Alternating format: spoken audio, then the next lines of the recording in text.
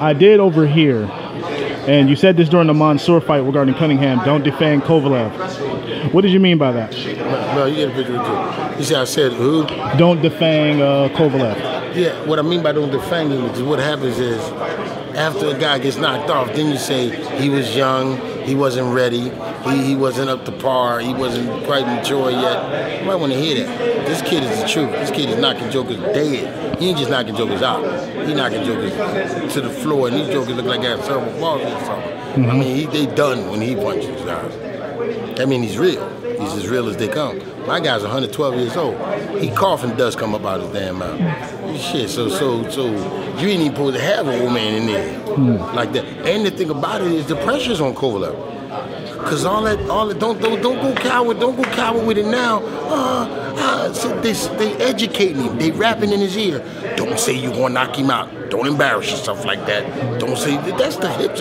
You a young buck. You supposed if y'all give Carl Dargan a 40-something-year-old man, I'm telling you, supposed to get this old dude out of here.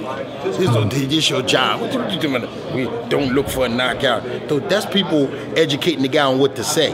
How you knocking everybody out, and then somebody tell you, don't say that. Don't. I'm not going for the knockout. I be at this joint saying, yo, Hopkins, I'm gonna launch your ass into the atmosphere. You heard Muhammad Ali talking about knocking out. Sonny, listening to these dudes. But here's the dude who's punching everybody. But if I don't knock him out, I just don't knock. Okay, that's first battle. All right. So you being groomed. Now. You being spoken to. Fuck you gonna tell your dog don't bark. Sit back here, Fido, don't bark. Fucking dog, I'm supposed to bark. That's what I do. Kovalev is a puncher. What you talking about? Don't think about knocking him out. If I don't knock him out, I don't know. Oh, okay. See, now I see the rap now. Now you already trying to find a pillar to sit on. Okay. You ain't going for that, man. You's a beast, be a beast. That's all I can say. And I'm the first to admit, boy's a beast. He ain't the first beast we've seen, but he's a beast. Is he the most worrisome beast you've seen for Hopkins? The most worrisome? Yeah, worrisome. You got to realize, when you fought Antonio Tarver, Bowie Fischer, one of the greatest trainers that's ever trained to fight, my mentor, Bowie Fischer told me that Bernard Hopkins can't beat Antonio Tarver. This coming from a man I respect and honor, and he told me Bernard Hopkins can't beat Antonio Tarver. He's too big, he's too strong. Then we watch Antonio Tarver with an amateur pedigree coming off the Olympics. A world champion in amateurs. We watched him knock a legend out with a single shot. See, he didn't knock no Agnew. He knocked a legend out with a single shot. Now, after that, he comes in there with Bernard Hopkins and tells Bernard, I'm the legend killer. I'm gonna kill another legend. And told Bernard, I'm gonna sit you down in the fifth round. Monsters walk like monsters. Monsters don't tiptoe into the room.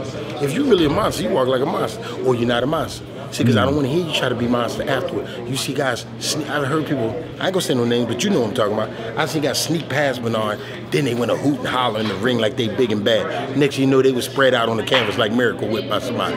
Next fighter, so they trying to resurrect the career this whole time, and is moving on with more belts again.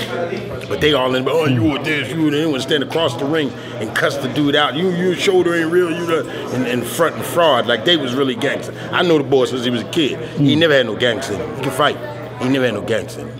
You know what I mean? But this is what we got out here. If you really a gangster, walk like one. If you the gunfighter, come in like the gunfighter. Don't come in talking about, well, I don't know if it's going to be a knockout or it might be. Mike Tyson came and said, I'm trying to push your nose up through your brain. That's who I am, and that's how Mike walked in, and this is how these dudes that really get down like that, that's how they do. Don't start coming in talking about, I don't want to say I'm going to knock Bernard out. Now, even though Hopkins-Kovalev is an amazing card, you got another fighter coming up, Steve Cunningham, October 18th. How's that looking for you guys? Man, that's all I've heard is dates, and Steve is involved. Until I got to be on this, until it's time to be on that. I know September 20th is real. We call Dynamite Dargan. Okay. USBA lightweight champ, fight for the NABF title too. How's training camp been for Dargan? Dargan is a cut from this cloth. Dargan was raised up under the Bernard Hopkins and the Steve Cunningham. Always professional, always prepared. You know what I mean? And he's learned to be that way, and I stay on him about being that way. You know what I mean? So he's that future thing we're looking at. I mean, we looking at right around the time this guy may call it quits. Yeah, I mean, he might be starting a new chapter in Philadelphia through Dynamite called Dargan. Okay. How have you kept Dargan focused, you know, and level-headed with all his success? Well, the thing about it is, I told you, he's been around Bernard Hopkins and Steve Cunningham. Right. He doesn't consider this success. He knows he's on his way to success. So he understands, I've won belts, but I haven't won the belts. You know what I mean? I told him, I said, there's boxers, then there's champions, then there's elite level fighters, then there's the special. They become legends and icons. And I said, only the elite and the special are guaranteed big money. Champions don't always make money. I mean, good boxers don't always make money. I think that's a great thing to leave it on. Thank you very much.